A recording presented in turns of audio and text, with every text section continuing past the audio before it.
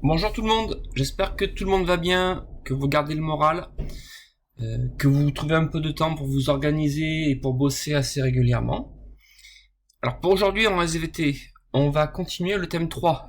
Le thème 3, je vous rappelle, c'est le thème autour du corps humain et de la santé. On a vu donc 3 chapitres en immunologie et maintenant on va commencer le thème 3B autour du neurone, fibres musculaires et communication nerveuse. Dans ce thème-là, il y aura 2 chapitres. On va commencer tout de suite le premier chapitre. Si vous regardez cette photo, vous avez un médecin. Alors je précise que le médecin sur la photo, c'est lui qui a le sourire très naturel. Et dans sa main, regardez, il a un marteau pour tester ce qu'on appelle le réflexe myotatique de ce petit garçon. Donc on suppose que le petit garçon a des problèmes de motricité. Et donc tester le réflexe myotatique, ça va servir au médecin d'un outil diagnostique pour savoir si le système moteur du garçon est intègre ou pas. Donc ce premier chapitre nous permettra de comprendre comment fonctionne le réflexe myotatique. Et on verra aussi dans le deuxième chapitre comment le cerveau permet de commander des mouvements qui sont volontaires. Alors on va commencer tout de suite le chapitre sur le réflexe myotatique. Vous allez compléter le poly que je vous ai envoyé par mail à partir des infos de la vidéo. C'est parti.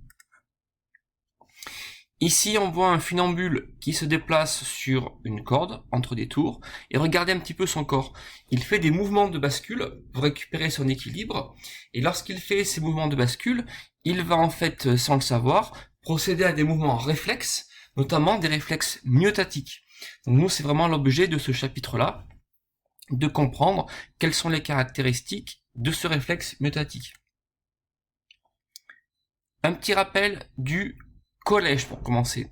Regardez sur cette vidéo, on va se demander qu'est-ce qui provoque un mouvement. La jeune fille, elle a vu l'individu qui est déguisé et elle a eu un mouvement de recul. Regardez ce jeune garçon. Lui aussi, il a un mouvement de recul lorsqu'il voit cet individu qui est déguisé. Donc ça veut dire que à la base d'un mouvement, on va avoir un organe des sens, comme par exemple l'œil, qui va percevoir une stimulation.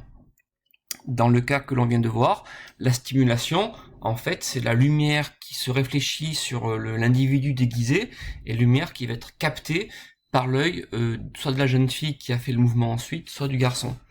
Donc on a un organe récepteur, comme l'œil, qui capte un stimulus.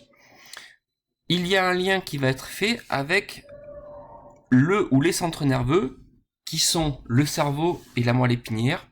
Le lien entre le récepteur et le centre nerveux, c'est un nerf, que j'ai représenté ici par ce petit trait vert.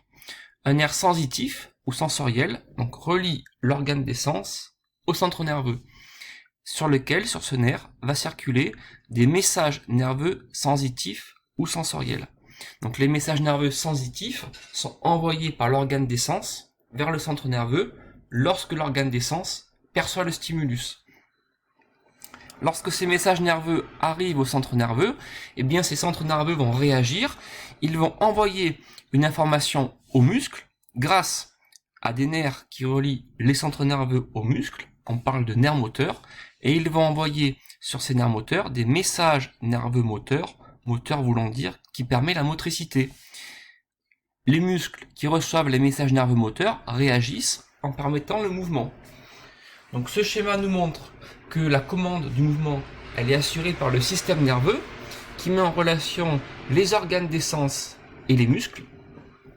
Je résume donc, la stimulation de l'organe des sens donne naissance à un message nerveux sensitif ou sensoriel qui va être véhiculé au centre nerveux, à savoir, selon les cas, le cerveau et ou la moelle épinière, qui va élaborer un message nerveux moteur en direction des muscles.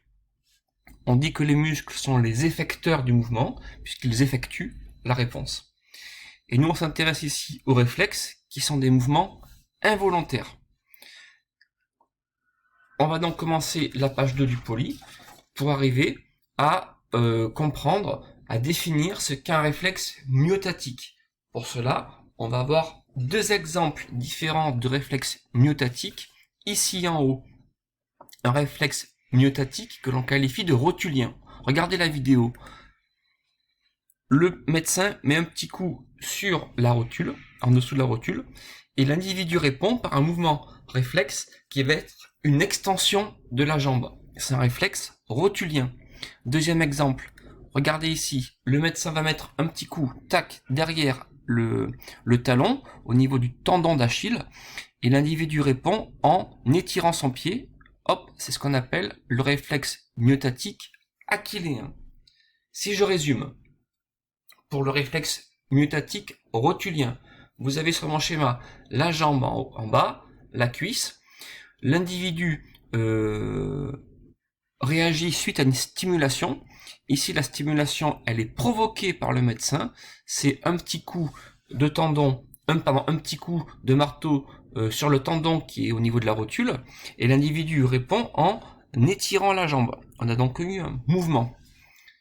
Ceci est permis grâce à l'anatomie du membre. Dans la cuisse et la jambe, vous avez des os, notamment un petit os qui est là, ici, qui s'appelle la rotule, dans le genou. Et vous avez un muscle qui est fondamental, c'est le muscle de la cuisse qui est le quadriceps. Le quadriceps, comme tous les muscles, est rattaché à deux os, notamment la rotule et en bas le tibia, par des tendons. Et la stimulation, c'est vraiment un coup qu'on met au niveau du tendon qui est sous la rotule. Suite à cela, eh bien, le quadriceps va se raccourcir, il se contracte, et en se contractant, il permettra de remonter le tibia, d'où l'extension de la jambe. Deuxième exemple de réflexe myotatique, c'est le réflexe myotatique achilléen. Dans ce cas, la stimulation à l'origine du mouvement, c'est un coup de marteau sur le tendon d'Achille qui est situé au niveau du talon, pardon. Le résultat va être une extension du pied, on met le pied en arrière, et là encore, c'est permis grâce à l'anatomie du membre inférieur.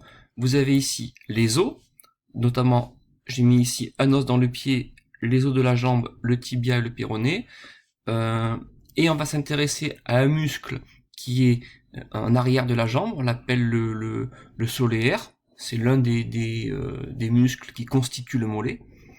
Le soléaire, il est rattaché ici à l'os de la cuisse, le fémur, mais aussi au tibia dans la jambe.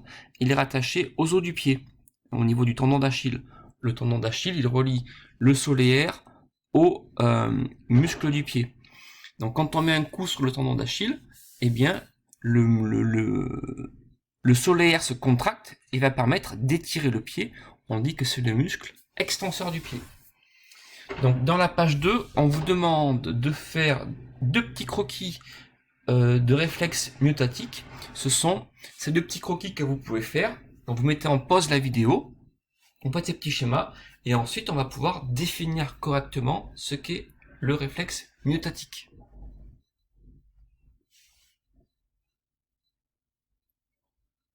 Alors on y va, on va définir ensemble ce que c'est que le réflexe myotatique.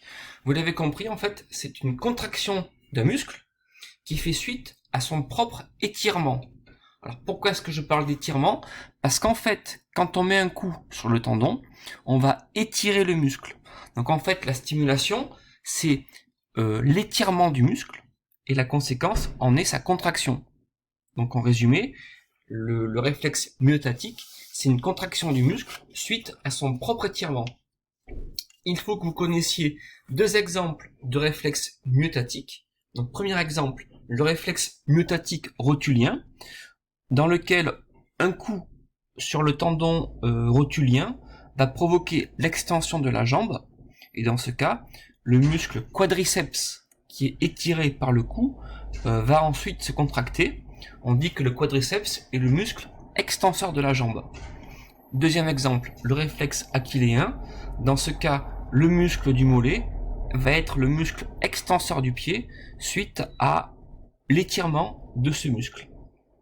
Alors dans l'organisme, à quoi sert le réflexe myotatique?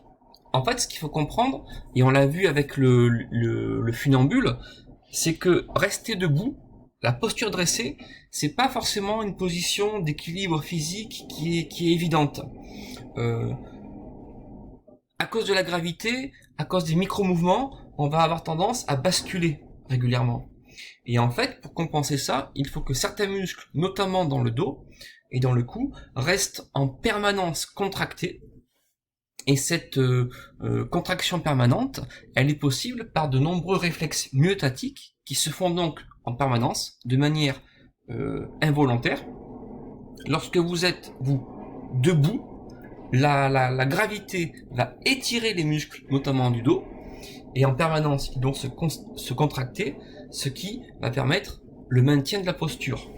Donc, ce qu'il faut comprendre en résumé, c'est que la posture dressée n'est pas une position d'équilibre, et pour empêcher les mouvements de bascule et de fléchissement, la posture dressée va mettre en jeu de nombreux muscles extenseurs. Ces muscles sont étirés par la posture dressée elle-même, ce qui va les contracter en permanence par réflexe myotatique. Cette contraction permanente, elle est appelée en fait le tonus musculaire. Voilà ce que l'on peut dire pour définir le réflexe myotatique.